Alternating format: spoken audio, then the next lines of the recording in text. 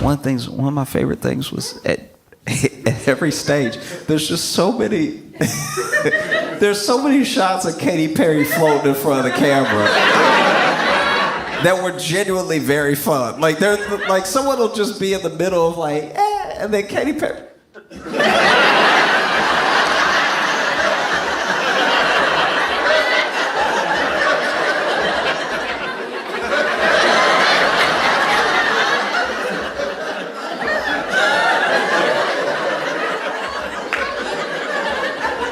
Man, yeah. That was great. Comedian Josh Johnson was giving his 2 cents. I'm going to tell you something right now. You are officially an astronaut. Thank you so much. How do you feel? I feel super connected to love. So connected to love. I think this experience has shown me you never know how much love is inside of you, like how much love you have to give, and how loved you are until the day you launch. This is all for the benefit of Earth. On not just the launch, but the sheer absurdity of it all. And I don't even think they're mad at Katy or any of those women. I don't think they're mad that the thing is tone deaf in nature or whatever. I think they're mad because people are having a hard time living. Do you know what I mean? It's like they are kind of like the easy placeholder right now for how we feel about how the actual world is. Because I don't think we're that mad at them. I think what's actually happening is that it's very hard to get by right now, and it's hard to escape. And I don't know. Everyone could use a little escapism one way or another, and we're losing access to that. It's not just that we're losing access to it. However, while Bezos says he liquidates roughly $1 billion of Amazon stock each year to fund this astronaut cosplaying machine, it is the workers who he has stiffed that fund these ambitions. Let's also not forget, Amazon is a company that fights unionization with an iron fist. They do everything they can to stop unions, even though we have a long history of how they really do help the workforce. This is the same company, and everyone should go watch the NPR Democracy Now! PBS documentary about this, where they interview former workers in those warehouses, but how they are timed. And if they don't reach a certain quota in a certain amount of time, they get docked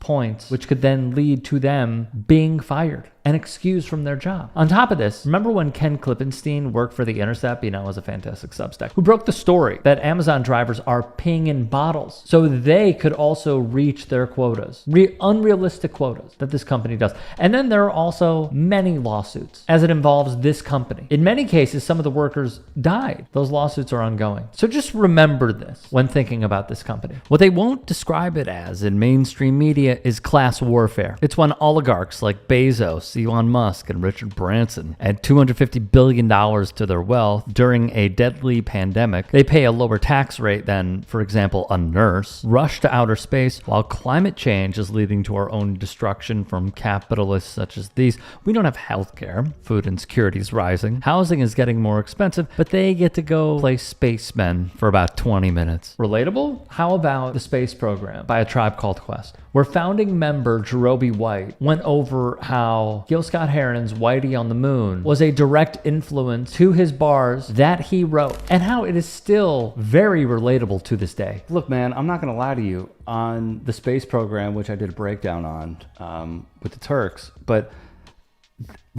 I'm not just saying this because you're here. I thought your verse was fantastic. Just so strong. There are so many moments where a lyric will speak to me, but you touched on the future of the people.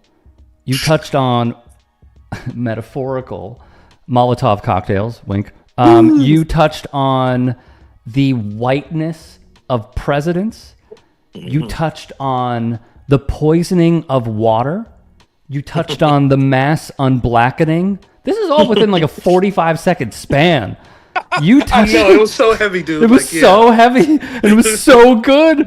And then you went with the metaphor as well of going to Mars. How did you write this, man?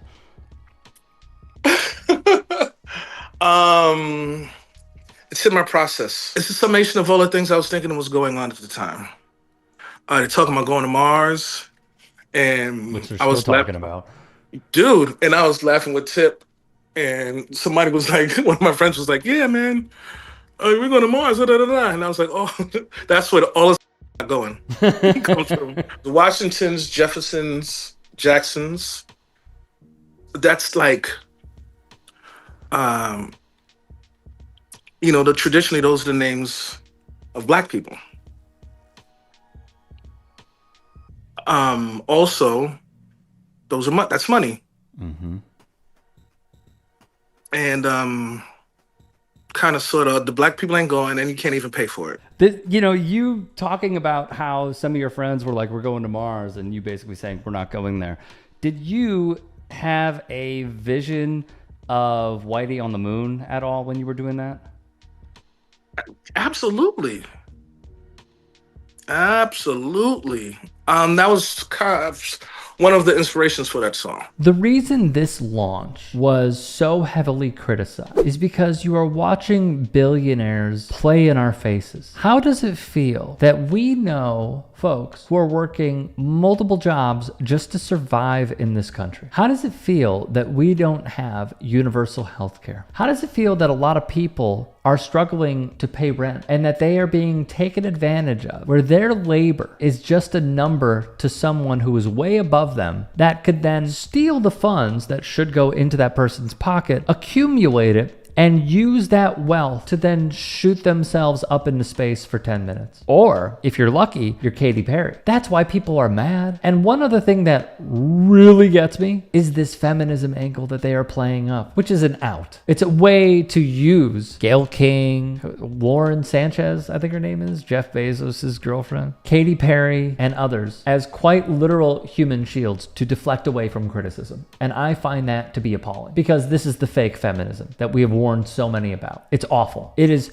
historically terrible to say, oh, look at us, we're uplifting women in the worst ways. Yeah, you are. And Bezos knows this. He quite literally controls the Washington Post. He has an entire media arm that he can use for his own propaganda, and has also shut down critiques of Amazon. So I think it's rather prevalent to bring these things up. But the most important thing is that if we were to go through Whitey on the Moon, because if you haven't seen it, I highly suggest you check out the video on demand. And just to give some idea, this is him, Gil Scott-Heron's lyrics. A rat done bit my sister Nell with Whitey on the moon. Her face and arms began to swell and Whitey's on the moon. Can't pay doctor bills, Whitey's on the moon. 10 years from now, I'll be paying still while Whitey's on the moon. The man just upped my rent last night because Whitey's on the moon. No hot water, no toilets, no lights, but Whitey's on the moon. It is a reflection of society that we cannot afford anything and we are being taken advantage of left and right while we have rats quite literally in our houses. We have no running water, or we're going to be running out of water. Our rent is being upped while billionaires get to go play astronaut up in space with the labor that we put forth for them and put our lives on the line so that way they could steal it and go do another toy. It's sickening. And how people don't see this is also appalling, because what you have right now is a current political ideology that says, F you, I won't do what you tell me. No, actually, I will do absolutely what you will tell me, Elon Musk, Peter Thiel, Jeff Bezos, Mark Zuckerberg. Where is the class consciousness? Hopefully you find it sooner rather than later.